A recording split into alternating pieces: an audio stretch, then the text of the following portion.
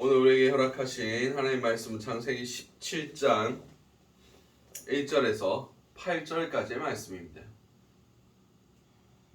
창세기 17장 1절에서 8절까지의 말씀입니다. 다 찾으신 줄 알고 창세기 17장 1절에서 8절까지의 말씀을 우리 한 목소리로 합독하시도록 하시겠습니다. 아브라함이 99세 때에 여호와께서 아브라함에게 나타나서 그에게 이르시되 나는 전능한 하나님이라 너는 내 앞에서 행하여 완전하라. 내가 내 언약을 나와 너 사이에 두고 너를 크게 번성하게 하리라 하시니 아브라함이 엎드렸더니 하나님이 또 그에게 말씀하여 이르시되 보라 내 언약이 너와 함께 있으니 너는 여러 민족의 아버지가 될지라. 이제 후로는 내 이름을 아브람이라 하지 아니하고 아브라함이라 하리니 이는 내가 너를 여러 민족의 아버지가 되게 함이니라. 내가 너로 심히 번성하게 하리니 내가 내게서 민족들이 나게 하며 왕들이 내게로부터 나오리라. 내가 내 언약을 나와 너의 및 내 대대 후손 사이에 세워서 영원한 언약을 삼고 너와 내 후손이 하나님이 되리라. 내가 너와 내 후손에게 내가 거류하는 이 땅 곧 가나안 온 땅을 주어 영원한 기업이 되게 하고 나는 그들의 하나님이 되리라. 아멘. 오늘 우리에게 허락하신 창세기 17장 1절에서 8절까지의 말씀을 가지고 오늘 하루를 살아가실 은혜를 함께 나누셨으면 좋겠습니다. 우리가 먼저 기도해야 할 기도의 제목은 하나님 앞에서 완전하게 하소서. 오늘 본문 1절 말씀입니다. 아브라함이 99세 때에 여호와께서 아브라함에게 나타나서 그에게 이르시되 나는 전능한 하나님이라 너는 내 앞에서 행하여 완전하라. 아멘. 오늘 본문에서 하나님이 아브라함에게 99세 때에 나타나서 말씀하셨다라고 성경 기록하고 있습니다. 그런데 우리가 한 절만 위로 올라가 보면 하갈이 아브라함에게 이스마엘을 낳았을 때에 아브라함이 86세였더라라고 성경 기록하고 있습니다. 다시 말해서 아브라함이 하갈을 통해서 이스마엘을 낳고 나서 하나님께서 그가 99세가 될 때까지 13년을 침묵하셨다는 겁니다. 13년 동안 그에게 나타나지 않으셨다는 겁니다. 그 이유가 무엇이겠습니까? 아브라함이 하나님 앞에 행하여 완전하지 못하였기 때문입니다. 그가 하나님의 말씀을 의지하지 못하고 그의 아내 사레의 말을 듣고 인간의 방법으로 하갈과 동침함을 통하여 이스마엘을 낳았던 것 같이 분명히 그 전에 하나님께서 내 씨로부터 내가 내 자손을 내 후사를 얻게 될 것이다 라는 하나님의 분명한 말씀이 있었지만 아브라함은 거기에 대해서 온전히 신뢰하지 못했습니다. 오늘 본문에서도 분명히 말씀하고 계십니다. 나는 전능한 하나님이다. 나는 전능한 하나님이라 너는 내 앞에서 행하여 완전하라. 내가 인간의 방법을 동원하지 않으면 내 일을 행하지 못할 것으로 네가 생각하지 마라. 조바심 내지 마라. 그냥 나를 믿어라. 나는 모든 상황 가운데서 내 뜻을 이룰 수 있다 라고 말씀하신 것입니다. 그냥 내 앞에서 내 뜻만을 이루어라. 내 앞에서 나를 믿는 것만 내가 보여라. 그럼 내가 내 전능함으로 내 일을 이룰 것이다 라고 말씀하신 겁니다. 그렇습니다. 우리는 전능하신 하나님을 믿어야만 합니다. 우리 가운데 인간의 방법을 동원하고 인간이 불안해하고 하는 그 모든 행위들은 하나님을 향한 불신앙입니다. 그렇기 때문에 하나님 앞에서 온전하지 못했던 하나님의 방법을 의심하고 인간의 방법을 택했던 아브라함에게 13년간을 침묵하신 겁니다. 그가 완전하지 못했기 때문에, 그가 인간의 방법을 택했기 때문에, 하나님의 방법을 의심하셨기 때문에, 하나님의 기준에서 그가 완전하지 못했기 때문에 하나님께서 그에게 13년간 침묵하신 겁니다. 다시 말해서 하나님과의 관계를 회복하는데 13년이라는 시간이 필요했다는 겁니다. 하나님을 믿지 못하는 것, 하나님을 온전히 신뢰하지 못하는 것, 인간의 방법을 찾고 자신이 그 모든 것들을 해결하려 하는 것, 그것은 하나님 앞에 범죄함이라는 것을 나타낸 것입니다. 그리고 그 범죄함 때문에 아브라함은 하나님과의 관계가 온전하지 못하게 되었고, 하나님과의 관계가 회복되는데 13년이라는 어마어마한 시간이 필요했다는 것을 우리 오늘 본문에서 알 수 있습니다. 오늘 하루를 살아가실 때 전능하신 하나님의 그 전능함심이 우리 가운데 나타나기 위하여 행하여 하나님 앞에서 행하여 완전하시기 바랍니다. 이것은 하나님의 뜻과 하나님의 원하시는 바 안에서 세상의 영향을 받는 것이 아니라, 세상의 방법을 택하는 것이 아니라, 세상의 것들을 생각하고 불안해하는 것이 아니라, 우리에게 명령하고 계시는 나를 믿어라. 내가 전능한 하나님인 것을 너희는 믿어라. 그러니 나만 바라보고 내 안에서 떠나지 마라 라고 말씀하시는 하나님의 음성으로 들으시기 바랍니다. 그런 것을 통해서 우리의 삶 가운데 하나님과의 막힘이 없이 하나님의 전능하심이 드러나실 수 있는 저와 여러분들이 되시기 바랍니다. 두 번째 기도 제목은 우리의 정체성이 바뀌게 하소서. 오늘 보면 2절에서 5절까지의 말씀입니다. 내가 내 언약을 나와 너 사이에 두어 너를 크게 번성하게 하리라 하시니, 아브라함이 엎드렸더니 하나님이 또 그에게 말씀하여 이르시되, 보라, 내 언약이 너와 함께 있으니 너는 여러 민족의 아버지가 될지라. 이제 후로는 내 이름을 아브람이라 하지 아니하고 아브라함이라 하리니 이는 내가 여러 민족의 아버지가 되게 함이니라. 아멘. 오늘 본문에서 하나님께서 그에게 언약을 맺으시고 그를 축복하여 주십니다.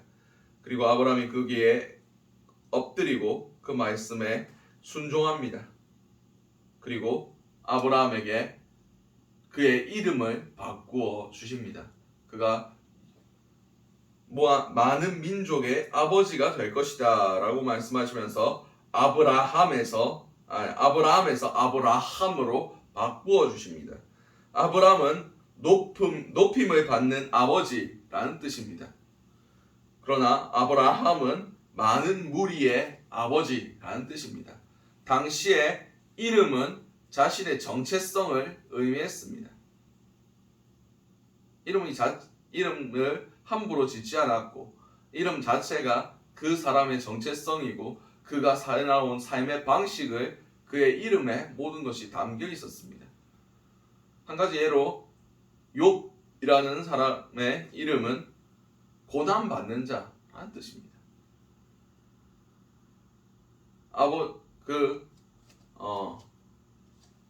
그의 아버지가 왜 욥에게 고난받는 자라는 이름을 지었겠습니까?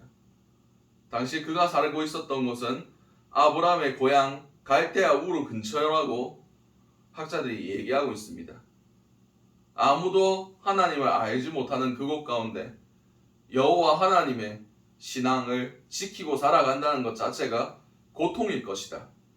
그러나 그 상황 가운데서도 모두 다 우상을 숭배하고 모든 절기와 모든 축제와 모든 사회 시스템이 우상 숭배에 적합한 상황 가운데 돌아갈지라도 너는 그 가운데 여호와의 신앙을 가지고 세상 사람들이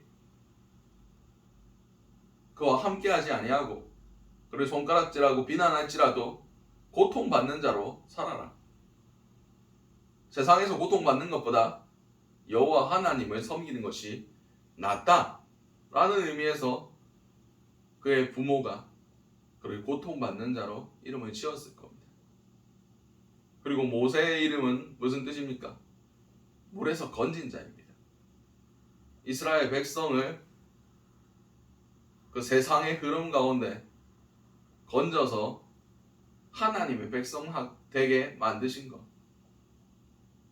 그것이 그의 삶이었고 그의 정체성이었습니다. 그렇듯 한 사람의 이름은 그 사람의 정체성을 의미합니다. 근데 오늘 성경에 보면 그 이름을 하나님께서 바꿔주십니다. 성경에서 하나님이 직접 이름을 바꿔주신 경우가 몇 번 있습니다.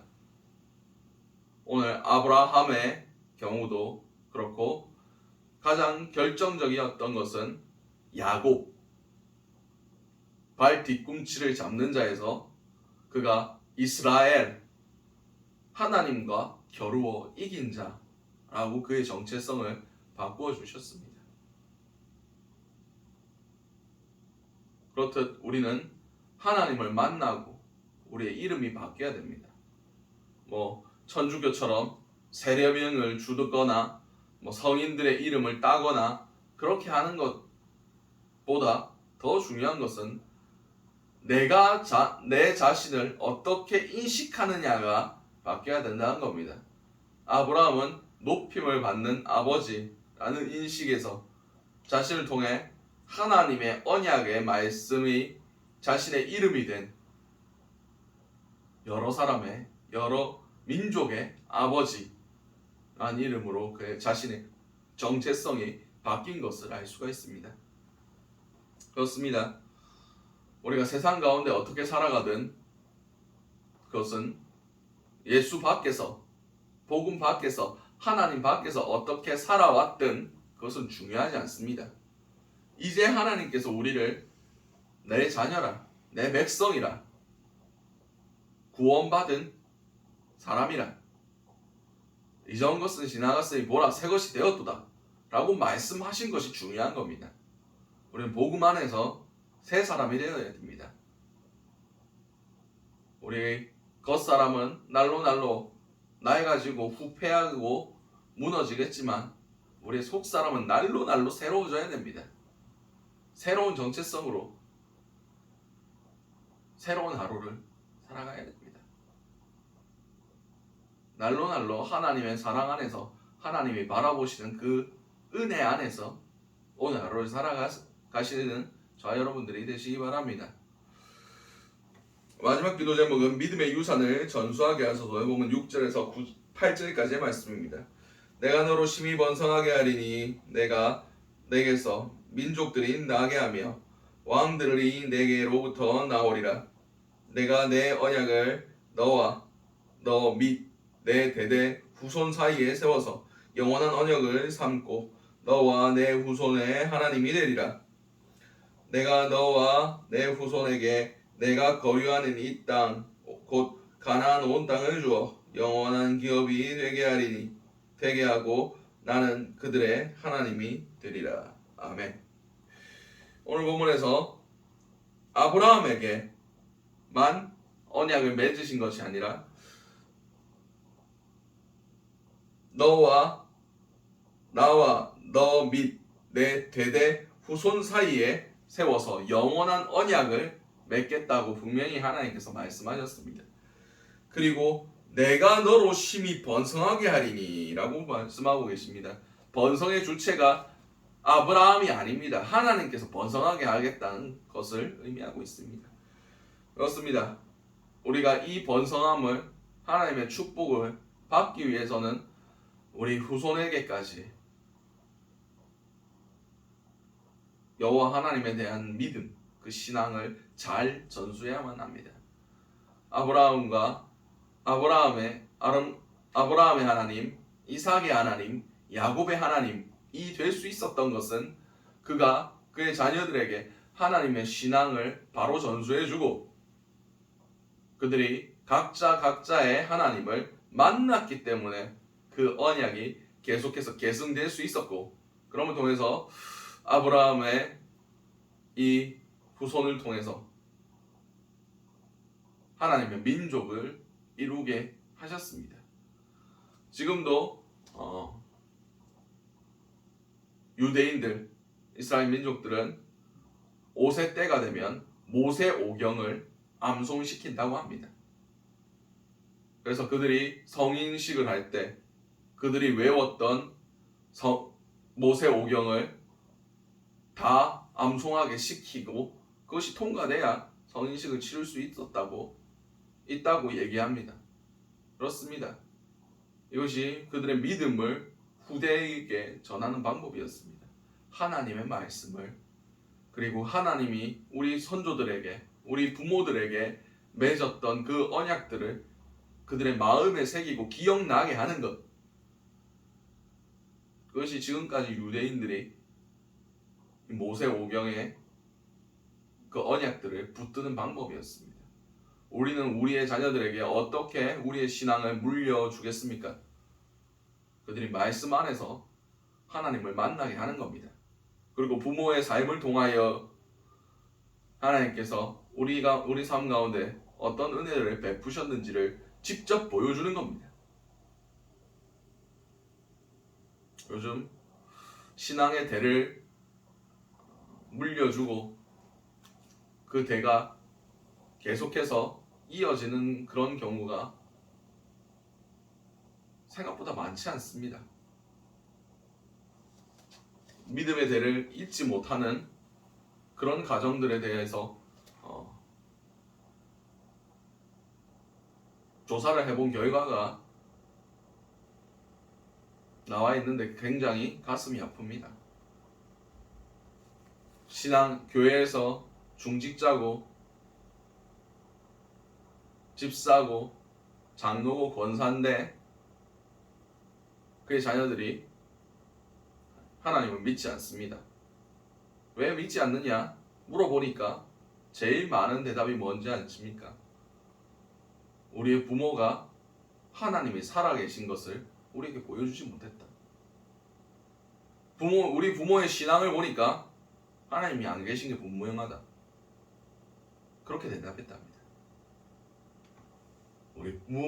우리 부모 세대들은 우리 자녀에게 정말 교회에서의 모습과 우리 삶에서 모습이 괴리되면 괴리될수록 우리 자녀들과 하나님과의 관계가 멀어짐을 깨달아 알아야 됩니다. 우리의 믿음과 우리의 생활이 일치할 때 하나님 살아계시는구나. 하나님을 우선으로 여기며 하나님과의 맺은 그 예배와 언약에 우리 주의 우선순위를 둘 때 우리의 자녀들은 하나님을 이렇게 섬겨야 되는구나. 하나님보다 더 귀한 가치는 없구나 하는 것을 깨달아 삶을 통해서 배우게 될 것입니다. 오늘 하루 살아가실 때 우리의 신앙을 하나님 앞에 행하여 온전하게 함을 통하여 우리의 모습 자체가 하나님을 향한 신앙의 생활들로 우리 후대에 우리 자녀들에게 정말 참된 신앙의 교육을 우리 삶을 통해서 말로만이 아니라 우리 삶을 통해서 보여줄 수 있는 저와 여러분들이 되시기 바랍니다. 오늘 주셨던 말씀들 놓고 기도하시고 각자의 기도 제목으로 기도하신 후에 자유롭게 돌아가시도록 하시겠습니다. 우리 주여 한번 해주신 후에 동성으로 기도하시도록 하시겠습니다. 주여 사랑하는 충만하신 아버지 은혜 너무나 감사드립니다. 우리가 하나님 앞에 행하여 완전하길 원합니다. 전능하신 하나님 앞에 행하여 완전하길 원합니다. 우리의 삶을 통해서 주님의 전능하심이 드러날 수 있길 원합니다. 아버지 우리가 불안해하지 아니하며 아버지 우리의 마음이 나뉘지 아니하며 아버지 우리가 세상의 것들을 바라보지 아니하며 온전히 전능하신 하나님만을 바라봄을 통하여 그냥 우리가 입술로만 주님의 전능하심을 얘기하는 것이 아니라 우리의 삶이 정말 모든 상황이 막혀있는 가운데서도 주님께서 나아가라 말씀하셨을 때 나아갈 수 있는 철저한 주님을 향한 온전함과 완전함이 있길 원합니다. 명확한 신뢰 행위들이 있기를 원합니다. 주여 우리의 삶을 받아주시옵소서. 우리의 마음을 주님께서 불쌍히 여겨주시옵소서. 할 수 있거든이 무슨 말이냐. 믿는 자에게 능치 못함이 없느니라 말씀하셨을 때 주여 내가 믿습니다. 내 믿음 없음을 불쌍히 여기 주시옵소서 라고 외쳤던 그 아버지의 외침같이 아버지 우리의 믿음 없음을 주여 불쌍히 여겨 주시옵소서.